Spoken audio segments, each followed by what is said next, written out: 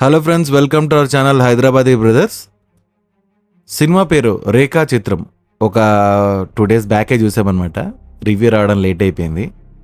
అయితే డైరెక్ట్గా జంపిన్ అయిపోదాం. సినిమా యాక్చువల్గా బాగుంది.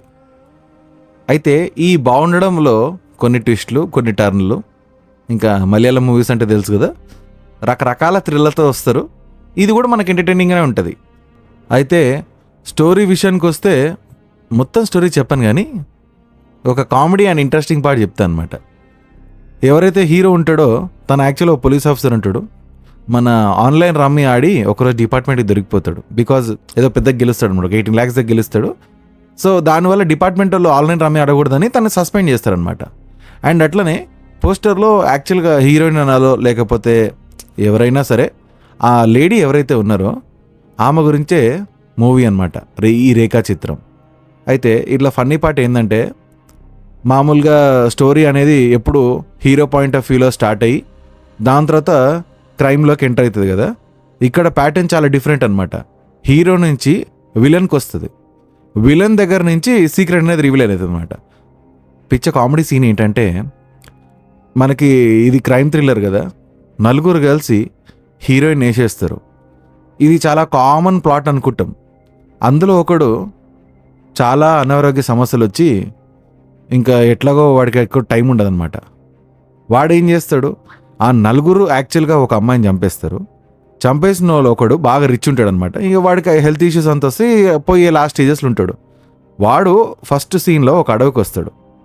అడవికి వచ్చి మంచి రెడ్ లేబుల్ జానీ వాకర్ తీసుకొని మంచిగా దాగి ఆ చెట్టు కింద కూర్చొని ఫేస్బుక్ లైవ్ పెడతారు.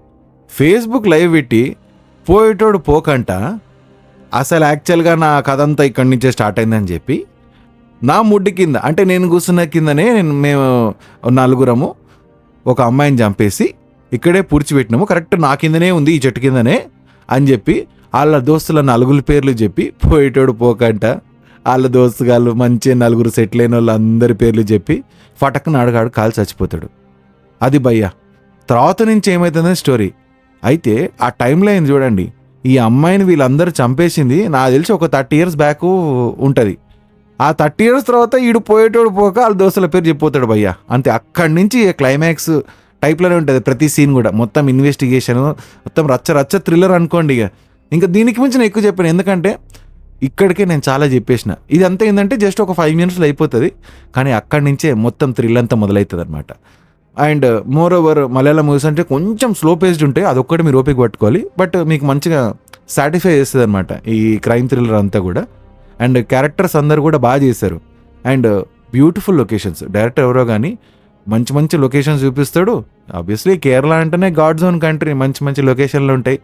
అండ్ టేకింగ్ అంతా కూడా బాగా చూపించడము, హీరోకి మేజర్ రోల్ ఇవ్వడము.